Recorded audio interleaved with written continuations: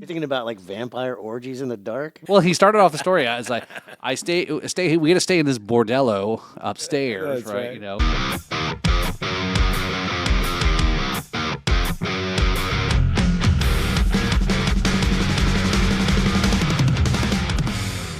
Good morning, Oh, wait. What time is it? Good evening. Good afternoon. Good night. Good day. Do you even know where you're at? Actually, There's some music going on in the background. Am I the only one who can hear that? yes. Okay, good. Hey, I'm Kevin McLaughlin, and this is the Riffs and Rhythms podcast, and I'm Paul Robertson. Buckle up for another shit show from us. That wasn't that funny. No, it wasn't. It was pretty good. You could do better next time. Yeah, I don't know. Again, this is two few weeks in a row that it seems like everything is just off. Everything is It's just you. Oh, okay. Because here we have a drummer. He is a talented drummer. He's good at hitting stuff. But you ask him to plug in a chord and it gets all weird. Takes some days to get over it. Drummers don't have to. Drummers don't have to usually do that stuff. Right? Yeah, we don't have to amplify and cables. Yes, your talent is, geared towards hitting. So thank you. Mine is geared towards stuffing things into a receptacle. Well, I'm glad you didn't say that my talent was beating things off. So because that would have been a little. Well, I'm feeling, I try not to be so harsh on you. Had to go home and cry. All right. Well, anyway, so thank you for joining us again here back on the Riffs and Rhythms podcast. As again, us two chuckleheads here like to give it to each other because we all know. We like to make fun of each other. Let's be clear. I don't know where you're going with this, but it's not that kind of a show. That's what I meant. That's what I meant. Yeah. Like to make fun of each other. Sure. That little Freudian slip there makes me feel like I need to move over here a little bit. There we go. Isn't it Men's Health Awareness Month? Is it really? Well, it's brought to you by Viagra. Yes, and and budget Viagra, which is popsicle sticks and Band-Aids. Yeah, Viagra hymns and whatever other commercials there are on TV. I see that all the time. Hymns. Yeah, you can buy stuff to make your hair grow back and your dick grow back, and stuff to make your hair fall off your back and grow thicker on the front. Anyway, all right. So we need to get let's get focused here, buddy. Okay. That's not my specialty. You're gonna have to find someone else. All right. Anyway, thanks for tuning in here to the podcast here. So it's been an interesting going on recently. I guess it was just not that long ago was Father's Day. How'd you give a good Father's Day? Yeah, it was pretty good. Yeah. I was able to perform a show with my daughter, which is always fun. And my dad came to watch, so we had three generations going on. It was very good. Good. So yeah, I got to honor my father, and my daughter got to honor me. Yeah. So let me ask you though: I know we've had Freya on the show before, right? So, I guess what is it like, performing with your child, your kid, your daughter? What's it like performing with your offspring? It's great.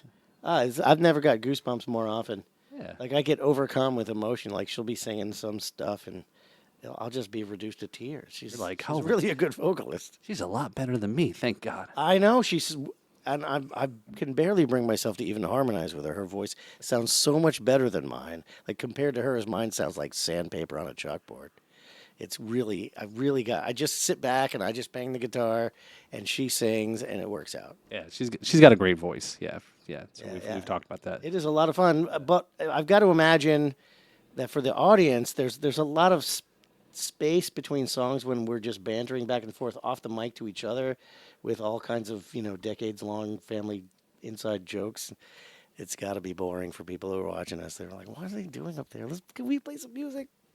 So you could actually create a decipher code for people to come to your show, and then they may be able to know what you guys are talking about. We could turn it into like a puzzle. Yes, right. So download the cheat codes for the Kevin McLaughlin Band performances. That's not a bad idea. In 1992, the McLaughlins went to Reno, Nevada. Yes.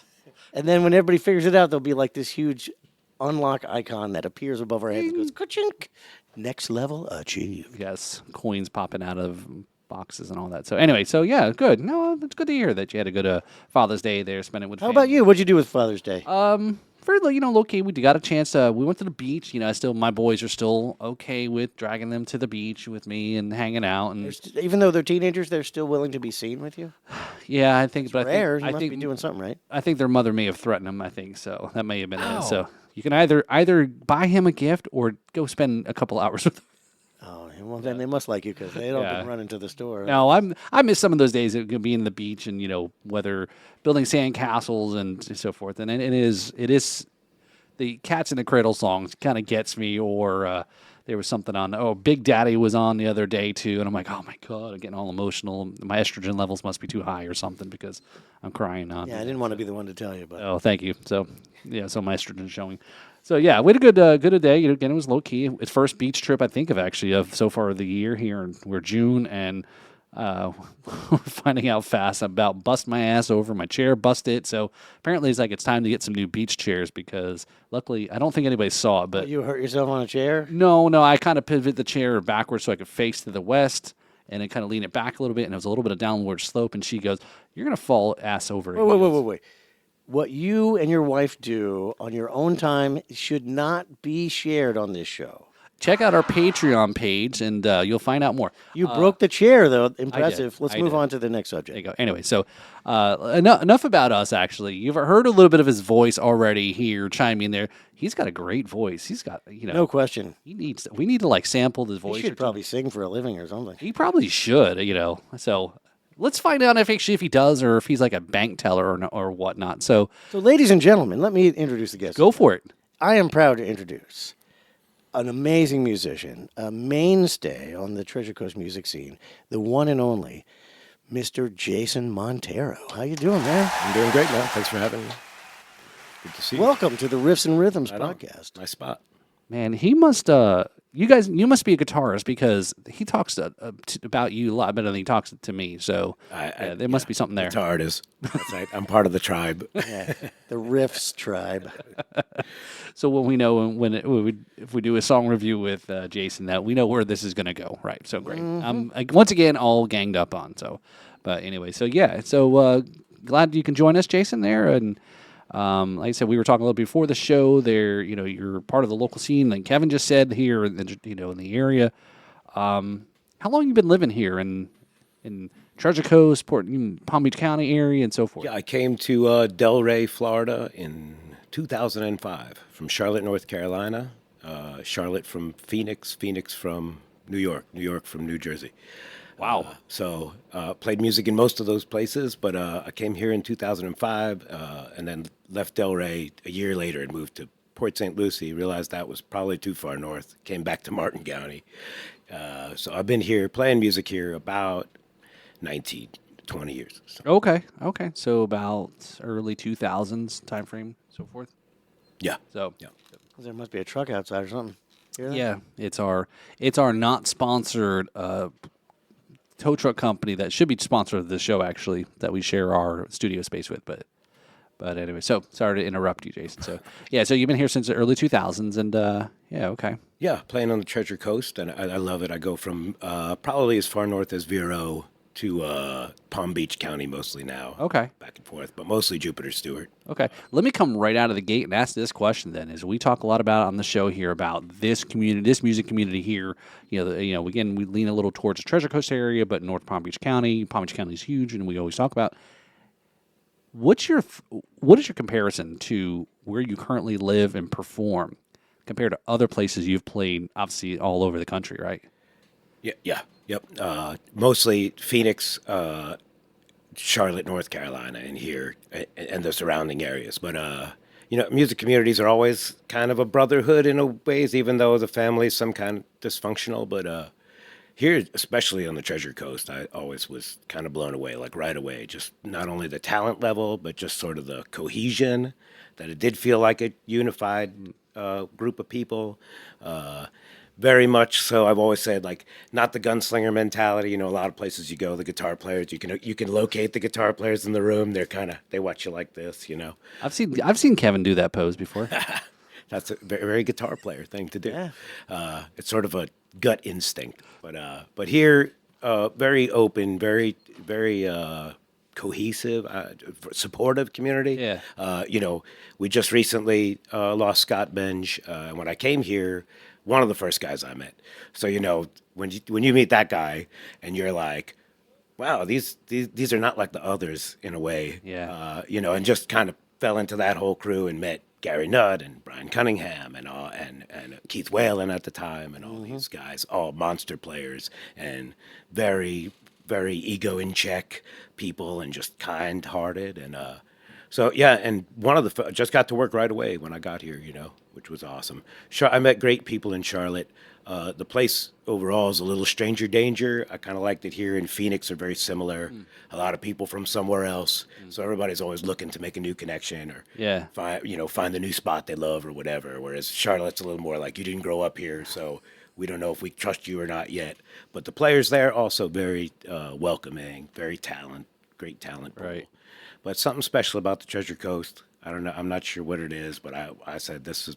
When I landed here, I said this is for me for sure. It's an amazing, here in Florida, everyone talks about Orlando or Miami, some of the bigger cities, areas, and so forth. And I think it's, again, we talk a lot about that, Jason, it's like a hidden gem here, right? It's great places. You're on the water. You can't, Treasure Coast, Stewart areas, the Fort Pierce area. We talked about the last episode. We talked a lot about venues, a lot of great music venues that are here. It's amazing. And this is what people come to Florida for, is exactly this, what you're describing, this area, right? It's great to be a part of it, but like you said, though, how many places have music 7 nights a week? That I said, a lot of places you can't get a Wednesday gig because there is no Wednesday gig. And here it's like, I know guys who play every night of the week. Yeah. All right. It's awesome. So what about Tuesday gigs? Tuesday gigs? You can even get a gig in the afternoon on a weekday in the summertime in Florida, which is insane. I only make the reference because, we were giving Mr. Brad Brock a hard time there on a couple episodes ago about not showing up on the Blues Jams night. And I said, who has it? On a Tuesday in June. Musicians usually have off on Tuesday. He's like, well, except for Brad. Anyway, so, yeah, Brad, there's your gratuitous Brad Brock plug there. So it's a normal staple on the show. Nice. So you're 100% agree. So what is what's your typical solo band? How's your configuration? I play solo most of the time. Loops and harmony pedals have been added, especially in the last 10 years or so, just to fill out the arrangements. And I love that way of playing. I don't capture anything beforehand, so everything's live, and I just think that's awesome. It's really changed the solo gig. But I have 2 trios, an acoustic trio called Sour Mash, an electric trio, which is Jason Montero trio, and then I play in a band called the Bad Habits, which is basically the electric trio plus Michael Babick on guitar and second vocal, and he plays slide, and that's a super fun band, very classic rock oriented, very like 70s rock, which is my heart, and so I love that group. Is particularly fun. We only do that like once in a while, a few times a year. Okay, very cool. I've seen that band. It's a good band. Right on. Super fun. Yeah. So it's okay. So 70s music is your sweet spot, or your I love the 70s rock. Yeah, I like the 60s and 70s singer-songwriter on the acoustic gig. It's a lot of, Cat Stevens and Neil Young and James Taylor, which I also love. That's probably the music I was pulled to the most, especially as a guitar player. But the 70s rock, the Zeppelin and the Hendrix and the Three Dog Night, you just can't beat it, So who is so I was going to ask you, the question was like some of your influences growing up, like you're that musician, 1 or 2 musicians that kind of like got you into music. The guitar's got to be Cat Stevens at the end of the day, I just love it. The whole approach to the instrument and the arrangements, even though they were acoustic, they were like full and fleshed out, and I just love that music, man. I think Buddha and the Chocolate Box was the first record cover I can remember that I would look at it and hold it up to my mom, like, put this on, and they had the Beatles, the Red and the Blue, which was like, I learned later were just like greatest hits records, but they were like, man, over and over and over again as a kid, But my dad was more into Motown and stuff. So at the same time, I was hearing the Temptations and I was hearing Wilson Pickett. And so I guess that's like sort of those 2 things came together. Later, I never got Bob Dylan when I was younger, but then later I was like, had an aha moment, but more, yeah, I just love the melodic and the arrangements. I like it's songs. I think is more than more than I wanted to play the guitar. I wanted to make songs. I think those singers songwriters and that you talked about as reference that everybody always want, whether it's a McCartney, Lennon, or a Dylan, or Cat Stevens. There's such a, I think people that get it, and then there's some that maybe not get it because it's like that is probably more in a pure sense of the musical artisticness of that songwriting, the storytelling. Right, the story, absolutely. Right, That. I think there was a that sense of going through that. There was a great episode. And are you a Paul Simon fan? Sure, huge. Okay, Yeah. so if you get a chance, check out again, not plugging Howard Stern show, but he did a great interview with Paul Simon, and he was talking about asking him all these questions. Again, as Howard Stern's a big music fan, Right. He was kind of like nerding out on certain things, asking him about this and asking him about that. So it was a great episode. If you get a chance to check it out somewhere that's out there, though. But he was digging into some of those. How'd you come up with this song? And why'd you come up with that song? And then 50 Ways to Leave Your Lover. And again, there's a big story about the drum parts. to Steve that. Gadd is like, oh, You got it, yes, that's the Steve. Right, best. yes. So Unbelievable. it was a great song. So yeah, very cool. So Yeah, and speaking of great songs, I have been privileged enough to hear Jason's new album. What's the name of your album? It's called Inside Out. Inside Out. Every song on it is great. We reviewed the one. right. And they're all great. So tell us about how that whole thing came about. Those songs are mostly probably more than 30 years old. So these were the songs that we played in the basement growing up. My friend Gary is one of these natural born songwriters. He's just, to this day, still plays music, doesn't play a bar chord. You know the type. But songwriter, pure songwriter. So we would play these songs over and over again and work out the arrangements. We'd go to open mics in another basement, when you're from New Jersey, the most densely populated place in the country. You spend a lot of time underground. And so a lot of basements. We'd go to, there's no place to go. We'd either break into a golf course and play guitar, or we'd go to a parking garage, great acoustics, and play guitar. And or we'd be in a basement somewhere, usually at my house, because I had tolerant parents. And we would just play these songs over and over and over again, but never properly recorded them. And me and that dude, even though we grew up together and have been playing music our whole lives, never had a band together. So when I decided that I wanted to learn how to record at home, because as you know, that's evolved so rapidly, and like now you could do so much that you couldn't do before. So I decided, when I sat down to learn the process, I said, well, I'm not going to play old Beatles songs, which I have now anyway. But I said, those old songs came back, and I started recording them the way I always wanted to hear them, and the way I always thought they should have been arranged and produced. And working at a local studio, after a while, I took these tracks. I wanted to also jam with these guys I didn't have a chance to jam with for so long, because we don't live in the same place anymore. So I started sending them the tracks and saying, hey, man, if you get a chance and you're recording at home or you have a local studio, you go play me a track and send it back to me. So a lot of these tracks came from all over the place. And then I went into a studio and said, these tracks are from all over the place. I know that's madness, and this is a viper pit, and that I have no idea what I was doing. But would you help me mix these? And the good souls at Raincat Recording Studio said, we'll take a shot. These guys are awesome. So they're great, and I went in there, just a sandbox project, like help me make sense of these tracks and these songs. And about halfway through it, I think we realized like these all kind of sound cohesive, even though they were done in such a crazy way. So I took these 10, and they felt like a complete thought, and that's what the record was. Wow, they do sound very cohesive. Right on. Yeah, over 10 years, and different houses I recorded them in, and different studios, and different people sending tracks from who knows how they recorded them. I would have never pulled that out of that. Crazy gain state. Some of the stuff was so loud, and I was like, what was I thinking? I listened back to some of the stuff I did 10 years when you first start recording, and you're like, I had no idea what I was doing, Wow, that's So God bless those learn guys. is right to do it wrong and then realize it's wrong. Right. Exactly that. So, Jason, you mentioned New Jersey. So,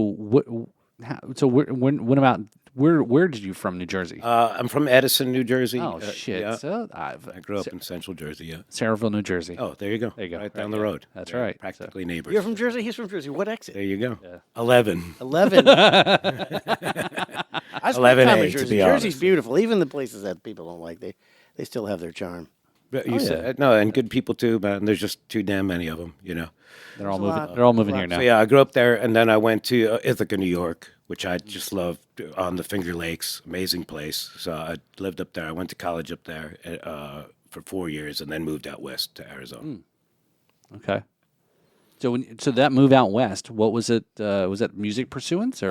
No, at the time, still, I only picked up the guitar at 18, so I started playing in college. For the chicks, of course, right? That's because everybody knows acoustic guitar players get all the chicks. So no, so I wanted to go to graduate school, so I applied to Syracuse and ASU and Colorado, and I said I'll go where I get the best deal. And so when Arizona came through, I said, "Oh, I'll move someplace I would never live, a desert where it's just sunny and bright all the time," because I grew up in a basement. So I went to Arizona, planning to be there for 2 years for a 2-year program, and I stayed for 10 years. Oh wow. And started a band and dropped out of school and went on tour and did all the stuff I always wanted to do. Oh, so you must have some good stories from the road. Oh yeah, Yeah. yeah. Even some that don't involve motor vehicle accidents. Oh, that's a plus. Oh, Yeah. okay. So let's do a tales from the road. You got a story here. Let's hear. It looks like you got. When you said that, I was thinking about. I said, "What's one of the strangest ones?" And I was reminded of a time I had a band called Honey Child, and we played all original music. We used to say we had 6 covers in 6 years, and we would just work them into our set. Now, which is funny because now I play all cover songs. And so we were going to a town called Bisbee, Arizona, that's on the border with Mexico. And people were telling us there's banditos. There's still banditos. Banditos in the 90s, there's banditos. They come over the border and they raid the town and stuff. So we didn't know what to expect. And we were playing at a club called St. Elmo's 2 nights in a row. One of these clubs that book you Friday and Saturday night. The good old days. So exactly that. So we go down to St. Elmo's and we play all our own stuff. And we're like, I have no idea what to expect in this little town, you know. So they say, oh, we got some rooms and you could stay in the rooms that are above the bar. Okay, so we go down, the whole band, and my buddy Patrick, who used to do sound and stuff for us. And turns out it's an old brothel that's upstairs that they say we can stay in. And there's a guy who Did you have lives to up. put out? Hey, man. Sorry. You don't. I'm not saying. Kiss and tell. Exactly. Well, that's funny because there's a guy who lives up there, and his name is Loki. So yeah, so Oh, so we went. It was actually a great gig. I walked to the end of the street after we set up, and I see a guy I know sitting at a cafe, James, who I hadn't seen in like 5 years, and I said, "I guess everything's going to be fine because James is here." Oh, cool. So I played. It was great gigs, 2 nights, and we ended up sleeping in the brothel upstairs with Loki. Sweet. Yeah, which was an unusual experience. No banditos, but the house is on the town is on a mine, so half the town's on one side of the hole, and that's how they refer to it. They say, "Oh, you got to go to the other side of the hole." This is the strangest place, Bisbee, Arizona. Bisbee, Arizona. What side of the hole are you from? We were at the east side. Dino with the timing. Nice. Oh yeah, I mean, could it be possible that you were born on the wrong side of the hole? You could be born on the wrong side of the hole in Bisbee. Yeah. Apparently that happens. We're walking on some thin ice here. Those minor holes that can divide up a town like nobody's You business. get better than a railroad track. Yeah. That's worse than the wrong side of the track, right? Yeah, exactly. Oh, hey. We just one attaboy just got wiped out by those shit.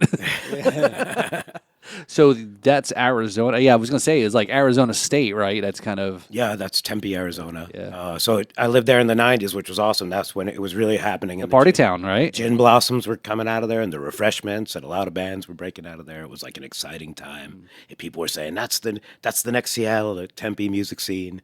And so we played in bars with a lot of those bands, and it was just an awesome time, man. It was very original sound that was coming out of that place. You know, the Meat Puppets were down in Tucson, and the Gin Blossoms were in Tempe, and we were bouncing back and forth. We'd go up to Flagstaff is on the mountain. That's Northern Arizona University, and that's a cool little hippie town. So we kind of had a jam band sound, very bluesy, girl singer, but we were kind of a Rusted Root, Rolling Stones type of beat with a conga player and a drummer, so very dancey. So Flagstaff was great. We'd go over very well there. Tucson was more like indie rock, and we were a little too polished for them. But Tempe was sort of just right, and we played a lot of shows there. Wow, never knew about the Arizona scene, or there was a Unbelievable. scene at all, really. Yeah, no, and it was a real unique sound. If you listen back to the Refreshments and the Gin Blossoms and some of these bands, like you can really hear a thread through there, and a bunch of bands that came very close, that came out of that scene as well, that just never quite made it to the other side. That's interesting. Yeah, I thought you were like talking about this place here, this bar, restaurant, venue, like what's the movie there with George Clooney, the vampire movie, From Dusk Till Dawn? Yeah. Oh, well, You know what I'm talking about? he's talking about Arizona bar scene, and you're thinking about from dusk till. You're thinking about like vampire orgies in the dark. Well, okay, he said, whatever your thing is, Just okay? because it happened in Arizona. No, I think that was in He's been Mexico. married for a long time. Well, he started off the story as like, we had to stay in this bordello upstairs, That's right? You know, and with then Loki. Yeah, with Loki, right, from the The Avengers. god of mischief, Yeah, that's right. Yes, Norse mythology. yes. So interesting. So yeah, so you've gone, as you mentioned, traveled around, come around, and ended up back here. So tell me again, how did you end up in Florida though? Oh, so we took the band. We're touring out west, which is brutal because you end up driving 5 hours to play 45 minutes. When you get on, you're playing your own stuff and you're trying to get on good bills, and you with 3 other bands, and let's go to San Diego and play a gig.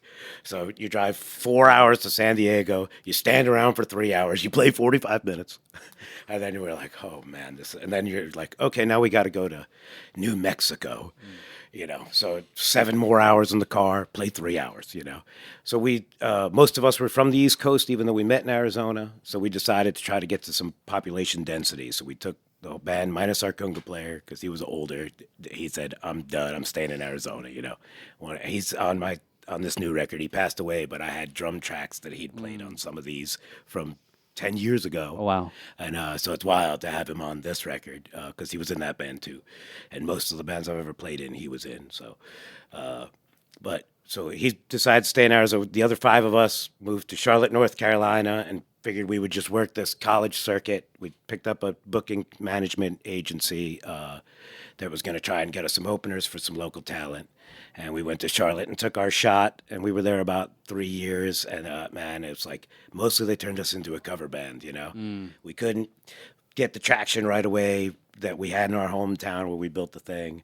And he said, man, if you learn 30 covers, I could put you to work at these college bars, and you guys will be working by next week. And I've always known hundreds and hundreds of covers. That was kind of the way I learned the instrument, and the way I learned to sing was just playing cover songs. So we lived in a band house that we rented in Charlotte. We went down in the basement where we were just set up all the time, and we basically just woodshedded 50 cover songs in a month. The bass player was also just a cover head. He knew hundreds of songs. So me and him, and we just took the band down there, and we just made a list and just knocked them out.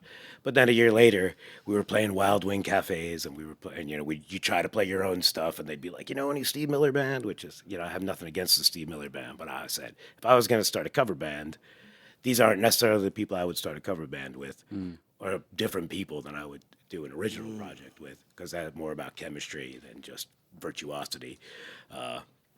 So we tried that for a few years, and it just started to be no fun anymore, I guess, And so I moved down here. I decided to move to Florida. My mom had always been in Port St. Lucie. That put that on my radar. And my brother at the time was living in Syracuse at the time. And so I said to him, I love upstate New York. I'd lived there before. I said, I'd like to be closer to you, so I'll either move up that way towards you and start touring that area, or if you want to meet down in Florida, I'll see you down there. So that's when we moved to Delray. Okay.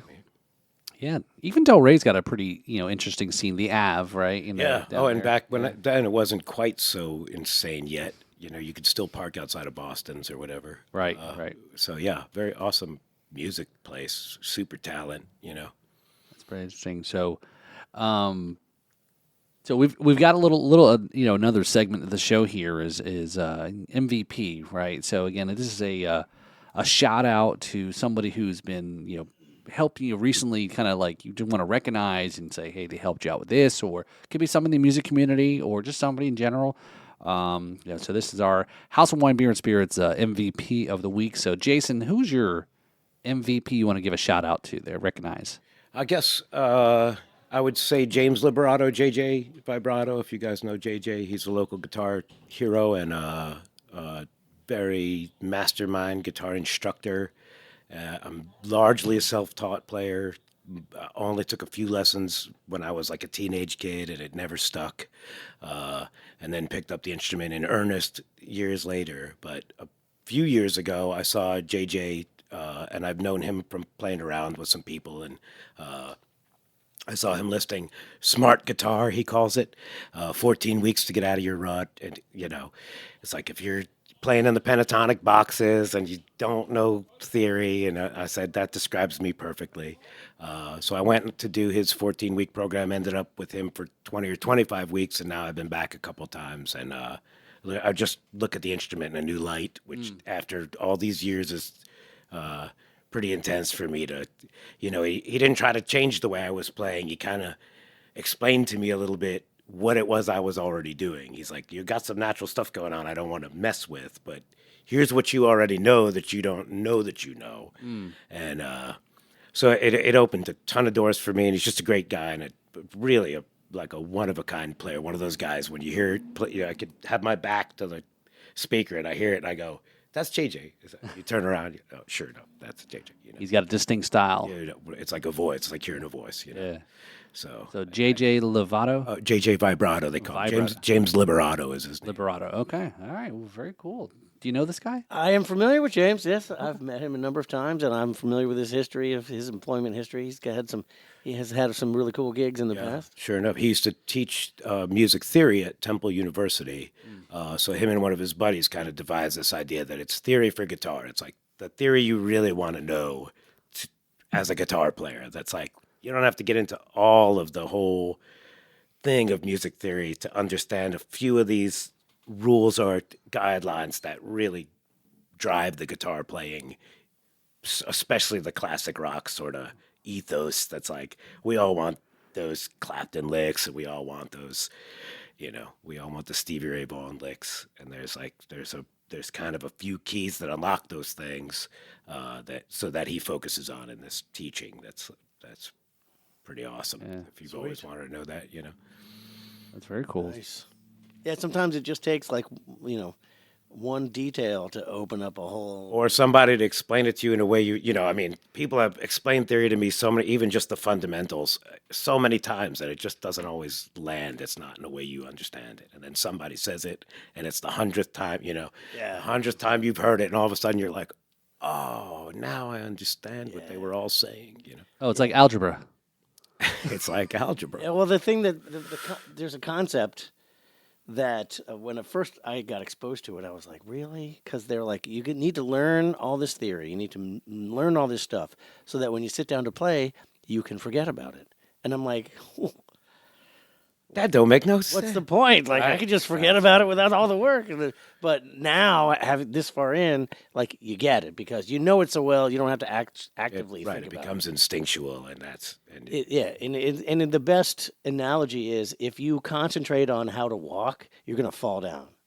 But if you just forget about walking and you go to a spot, it's smooth as silk. I'm sure drums. The thing about drummers, I'm like both legs going, both hands going, and then you find a drummer who sings, and you're like, okay, now you clearly have to internalize a lot of. There's a lot going on. There's a lot going on. Right. That's why they say a lot of drummers have ADHD because there's a lot that you have to focus on. You got to right? divide your attention in so many ways. You have to be able to do it without thinking about it. Yeah. Right. What?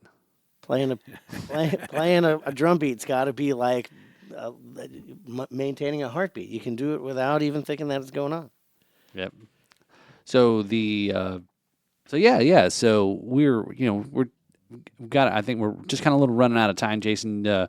You able to come back next week and onto the? Oh, the yeah, podcast? absolutely. Yeah. Okay. Cool. So. Love to. Cool. So what kind of gigs you got coming up here before we kind of I play every Sunday. I got a steady Sunday at the Manja Clan Bar, which used to be Manatee Island Bar in Port Salerno, which is an awesome place to see music. If you haven't been there, there's many clubs with music every night of the week. I love that place. It's like the northernmost key, Port Salerno, and a cast of characters there, and I play at both the Square Groupers, the one in Jupiter every other Monday, and the one on Hutchinson Island every other Wednesday. Okay. Every other one. Okay. So you go back. Yeah. So, all right. Well, very cool. So, Like, and you're filling in with gigs over the week in between all that? Yeah, yeah, absolutely. I do the trios. I do the acoustic trio, not so much Sour Mash, but the electric trio is getting out there more, and that's a lot. That's a lot of fun for me. I can tell you, whenever I show up at a place and Jason's playing, I know it's going to be good. I end up staying for a long Thank you, time brother. because, man, you got it going on. Right on, man. very cool. So before we wrap up here, you got something to we got something to talk about there. Well, the event, the impending grandiose event, we just. I want to share something with you guys. Whoa. Get the censor bar out, please. That's what she said. I've got something in here. I'm trying to get it out. I can't reach it. Whoa, Here it is. jeez. And he was giving me shit about like going in the gutter, man. So That's awesome. So this is the first annual 2024 Day Out of Time Festival admission token, okay. collectible. Very cool. So there's 100 single day tokens and there's 150 2-day tokens. And this is what gets you in. This is your invitation That's cool. to get into the invitation only event. So you just got to show it. You're not giving it up. When you pay the donation, it's $30 for per day or $50 for the weekend. You get a coin, and with this coin, you can get in. It's like your wristband. It's a Yes. creative idea, bro. Yeah, and they're collectible. So all the events that we do will have a token, and basically it's unique for every single event. And we're going to have a like a token display, so that people can collect them and add them up and display them at their house and show everyone how cool they are because they've been to all our events. Maybe for the 5-year anniversary, you put your face on there like George Washington. Now we want people to come. Oh, okay. We don't want to scare them away with my face on there. But yeah, they just came in the mail today, and They look I think good. they're really cool. Check Yeah. this out.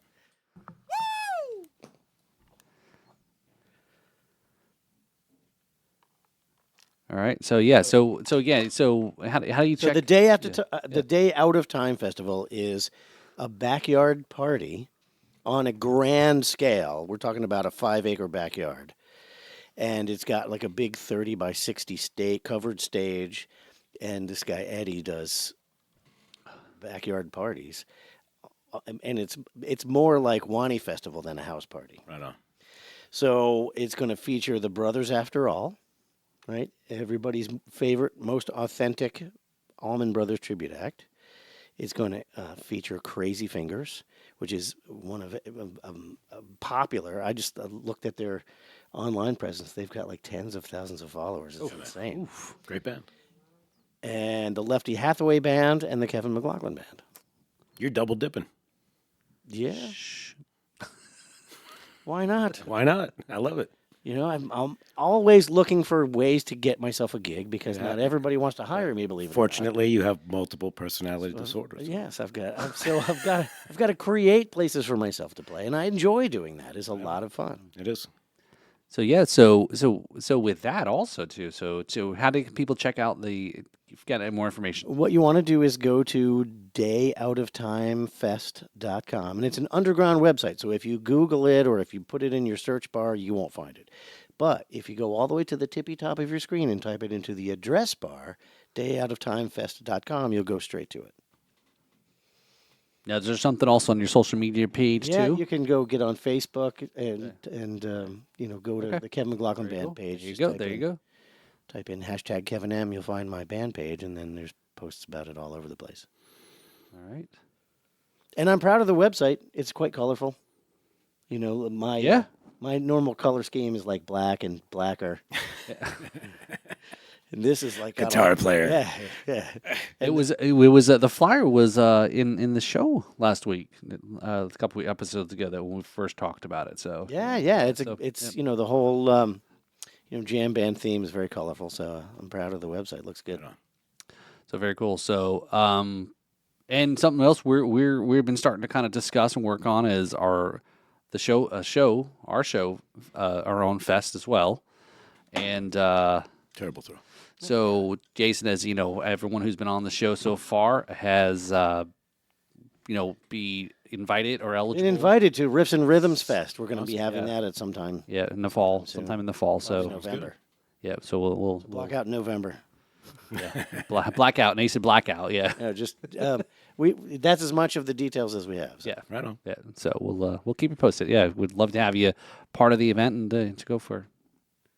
Right on. Very cool. All right, so thanks for tuning in here. So definitely don't forget to give us a 5-star rating there if you like this on Apple Podcasts. Subscribe to the YouTube channel there. Follow us on all the socials there and Instagram and so forth. We got a lot of clips, and go ahead and hit the bell. Good timing. Good time, Thanks, Dino. Yeah, we missed you. We missed you, Dino. Yeah, Good to have you back. yeah, glad to have you back, Dino. So as you already mentioned, I was going around crazy with my head cut off there. Trying to do all that stuff. So, so check out all those things. Check out the Kevin McLaughlin Band's website there. Check out the Drums and Rums page as well, the podcast. Again, we are part of the Drums and Rums. This show is part of the Drums and Rums podcast channel there on Apple, Spotify, and all those other places. So we're all on one channel, one stream. So we'll expand a little bit more. And, we'll talk about in the next episode a little bit, maybe another podcast I just recently taped. You are a podcast whore. I know. I'm trying to build this. He's got his virtual podcast feet in the air, baby. Look at that. That's right. So, And probably more accurate is that you are just a prolific podcast mogul. well, it's just like what you just said about creating opportunities for yourself to perform, right? So there we go, right? Something like that. So I'm a serial podcaster. Rock on. All Yeah, right. that's exactly what we're looking for. Is that the cha-ching there, right? So again, we have a Patreon page. So good cue there, Dino. So Patreon, check out us on Patreon, Riffs and Rhythms, if you want to support the podcast. As little as $3, if you just want to throw a tip in the jar to support us, and then it goes up in different levels to get access to certain things. Some shirts opportunities, some merch, and so forth. So. We got some stuff that we started putting behind the scenes that we haven't released anywhere else yet. You get to hear and see all of the most risque and stupidest stuff that we can't actually put out in public. That's right. Like the lizard in the toilet that one time. Lizard in the toilet, and that is not a euphemism, let me tell you what. All right, guys. So thanks for tuning in this episode. Jason, thank you for coming Thanks on. for having me. Yeah, you got it. So again, come back next week. We're going to talk a little bit more about some stuff, review a song also, and we'll jump in there. So this is ready to wrap it up. I think we can stick a fork in this one. All right there. So So here we are. I'm Kevin. This is the Riffs and Rhythms Podcast. I'm Paul Robertsons. Thank you for joining us. Cheers.